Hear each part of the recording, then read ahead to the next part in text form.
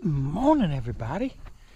So, I'm out here on a rock because my wife stole my spot. I was supposed to shoot my video on the back porch there, overlooking all of that. And Mama Badger stole my spot. So I was like, you know what? I'm going to go out here and sit on a rock and talk to you guys. Well, I hope you guys are having a great day. Any hoodle. So today's video is going to be something a little bit different. You guys have heard me talk about this before, and you'll probably hear me talk about it again. But today's video is about strategy. So probably not what you're thinking is what I'm going to talk about. But my strategy is, what is your strategy if shit happens?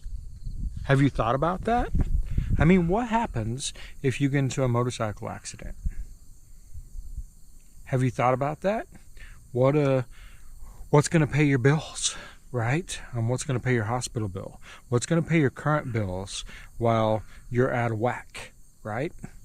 All those things. Have you thought about that? So when I talk to people, most of the time their strategy is, well, the other person's insurance is going to pay for it. Okay, so a few things about the other person's insurance. First off, do they have good insurance? Like, most states just have a minimum that they have to have. Some of those states, that minimum's like $10,000.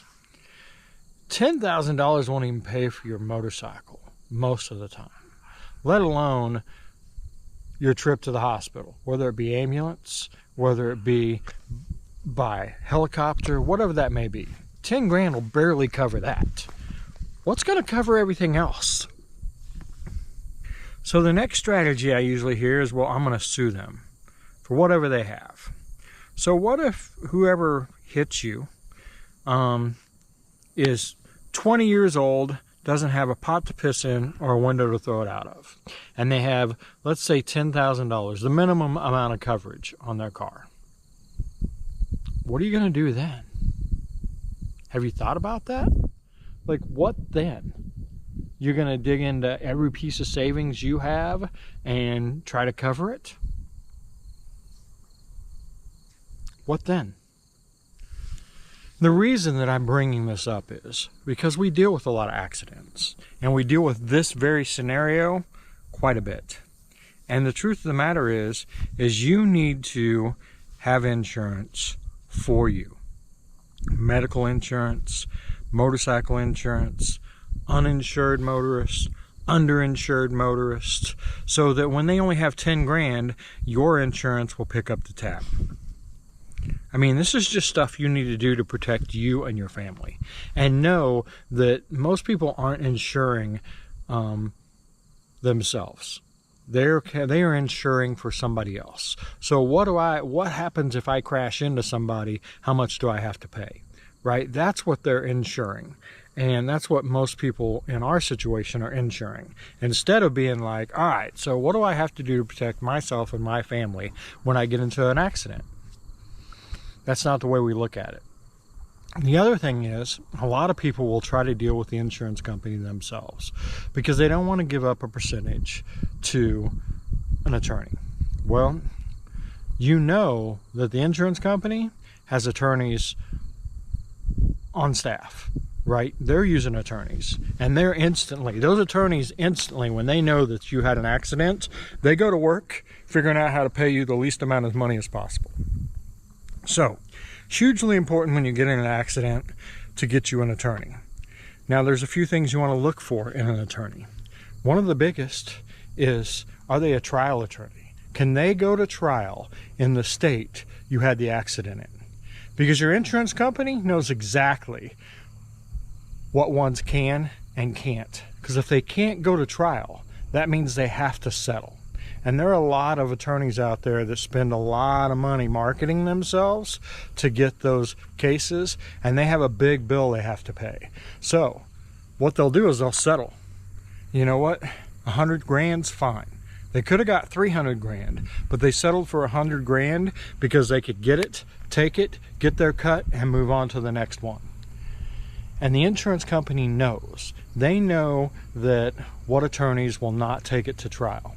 Well, if you're not going to take it to trial, then we can offer whatever, and they know that they're going to have to settle because they can't take them to trial. So that's a hugely important piece when you're getting yourself an attorney.